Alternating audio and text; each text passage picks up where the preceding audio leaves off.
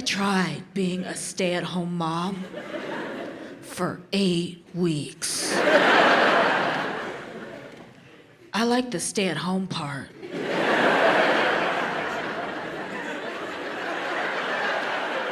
Not too crazy about the mom aspect. That shit is relentless. I was stupid and naive, and I thought that being a stay-at-home mom was about chillaxing, getting to shit in your own home, watch Wendy Williams, and go out to brunch with your sassy girlfriends. I did not understand that the whole price you have to pay for staying at home is that you gotta be a mom. Oh, and that's a job. It's a whack-ass job. You get no 401k, no coworkers, you're just in solitary confinement all day long with this human Tamagotchi that don't got no reset button, so the stakes are extremely high.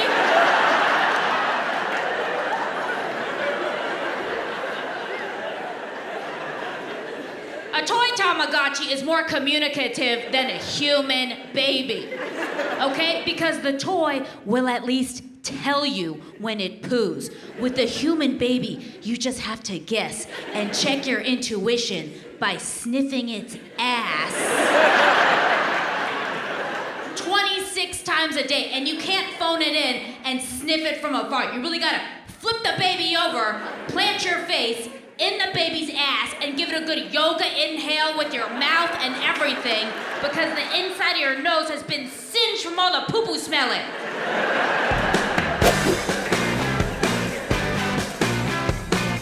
I hate that you're not supposed to complain about being pregnant, I guess because it's a blessing. It just sounds ungrateful to people, but listen, I can want a kid and hate being pregnant. Like I can want to, right? Like you're allowed to be hungry and not want to cook. Like I'm excited to have a kid. I just want somebody to Postmates her to my house. That's all. You know what I mean? My mom has 4 kids. I tried complaining to her about it. This is what she said. She goes, Rosie, pregnancy is not a disability. I was like, well, if it's not a disability, why do I shit my pants when I tie my shoes? If that's not a disability, it's a new ability. I know that. Couldn't do that before. She goes, well, listen, Rosie, pregnant women used to work all day in the fields. I was like, what? Are you talking about slavery right now? What fields? What fields did you have to work in as a lawyer's wife, Janet? I'm curious. I mean, if there's one thing that I've learned from being pregnant, it's that nobody gives a shit about women's pain. They don't care at all. You could walk into a hospital with a gunshot wound, and they'll be like, eat some yogurt to walk it off. They don't, they're just guessing. You might as well go to the vet. They have no idea. Like, I have something called SPD, which I didn't know about that, okay? Like, SPD is basically when the weight of your baby is so much that it's splitting my pelvis in half. That's allowed to happen. They go, that's normal. I was like, you know what they said to do for the pain? She goes, keep your legs together. I was like, lady, if I knew how to do that, I wouldn't fucking be here. My son Lucas, he's been begging me for a snake. Yeah, that's for years. For years, a snake, yeah. Mommy Boo, can I please have a snake? Yeah, they still call me Mommy Boo because they're racist, you know.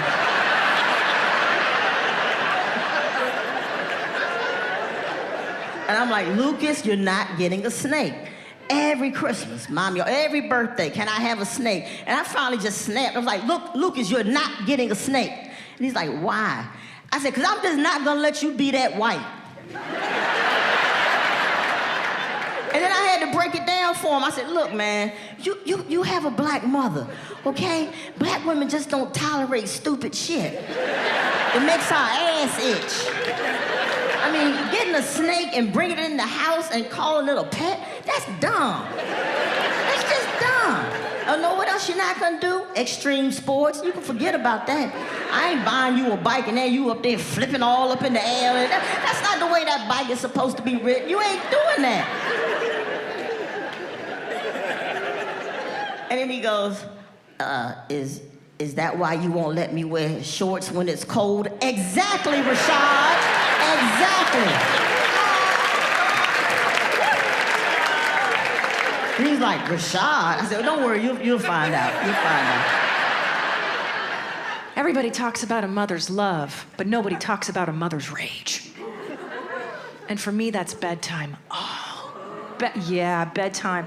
Oh my God. And and the experts tell you to have a routine, right? Okay, good. Boom, noon, we're in pajamas. Let's go. I do it all, right? I got blackout curtains, I got the sound machine, I got stories, and then what happens? I'm thirsty. Dude, I don't know what it is about this generation's hydration needs. I swear, my parents gave me water once a week, tops. We drank Fresca, I think. I don't know, I was dehydrated. So that's pop-up number one. Number two, I gotta go poop.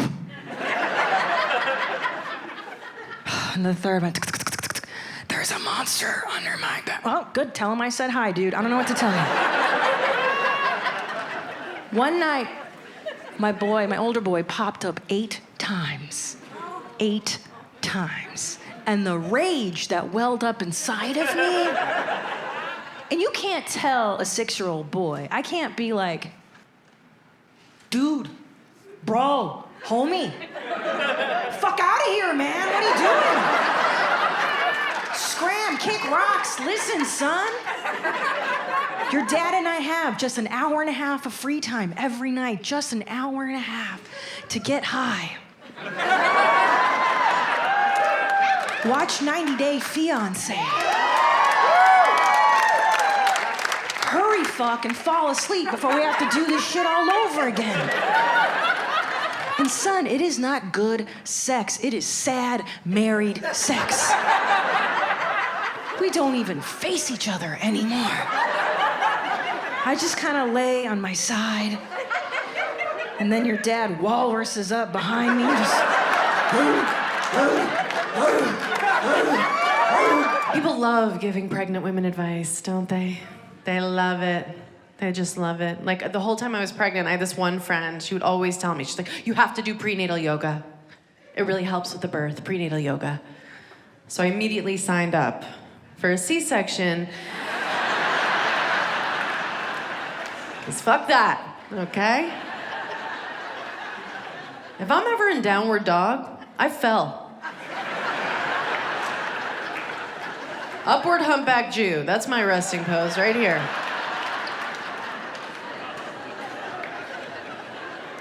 But I did. I had a C, came out the sunroof, and some women feel like they failed if they don't give birth vaginally. And the only thing that really comforts me is my still perfect pussy. That's really... No, it's not. It's not good, trust me. Things still shift, you know what I mean? I don't know what it is, but when I take a bath now, I feel like I fill up, just kind of floating in there, just kind of squishing around after for like an hour.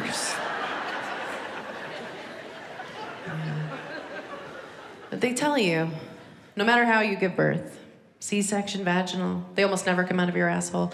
They tell you, the doctor's very serious. Right after you give birth, they say, no, listen, you cannot have sex for 6 weeks. Okay? No sex, 6 weeks. I'm like, okay, let me write that down. 6. I'm like, oh, wait, remember when you just Wolverined my fupa open?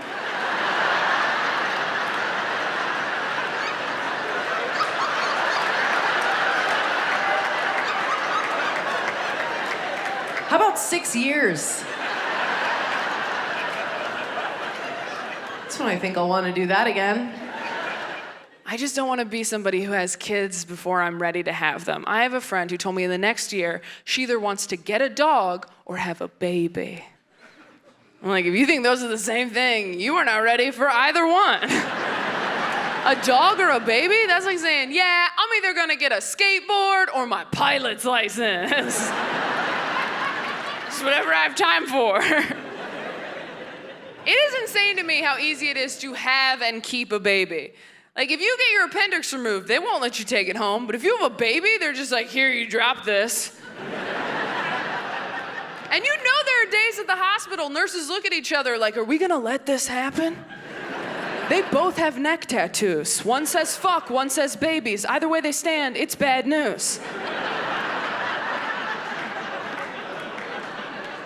Really? This is fine. This is fine with you. What were you gonna name her? Big Red after your truck. Yeah, we gotta do something.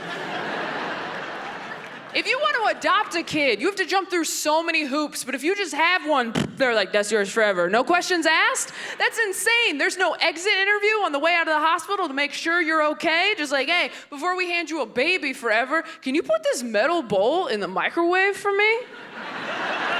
I have a beautiful daughter who's British, and I really recommend having an English child. It's like having a tiny, ineffective butler at home. Oh, she's got me feeling like the Fresh Prince all day. Just like, oh, I'm ever so sorry, Mummy. I appear to have mashed Nutella into the carpet again. I'm like, yeah, you did. You're the shittiest butler in the world.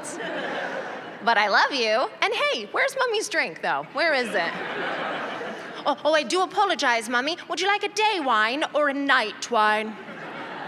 Isn't that so cute? She thinks white wine is for the day and red wine is for the night.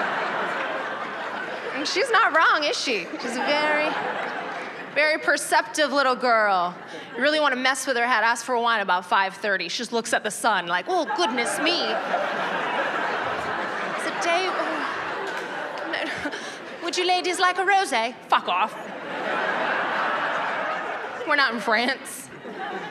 She's a wonderful child. She's absolutely wonderful. And she's the kind of kid that stitches you up. She never has a tantrum. She's very polite. But if she is mad at me, she'll just wait 3 days till we go visiting friends. And she'll say to them, have you got any apples? I haven't had an apple in weeks. Lie.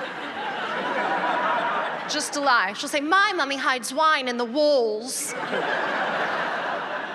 You know that's a wine rack. I'm not hiding it there.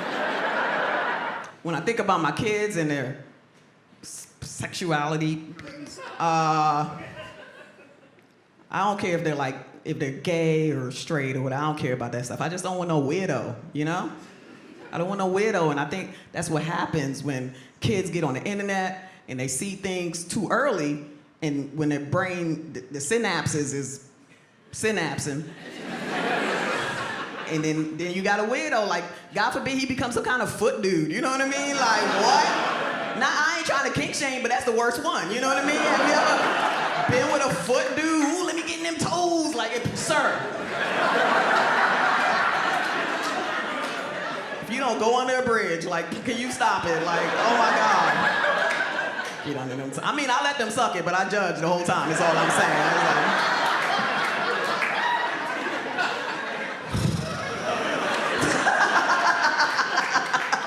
Not my son. I don't want no foot niggas in my family. I've wanted to be a parent for a very long time, and it is such a tremendous experience. And I feel like Stephanie and I are doing a great job. I really do. And I do, but I also feel like it would be reasonable if somebody had called Child Protective Services. A couple of times, you know, it happens. You have a rough day or a weird day.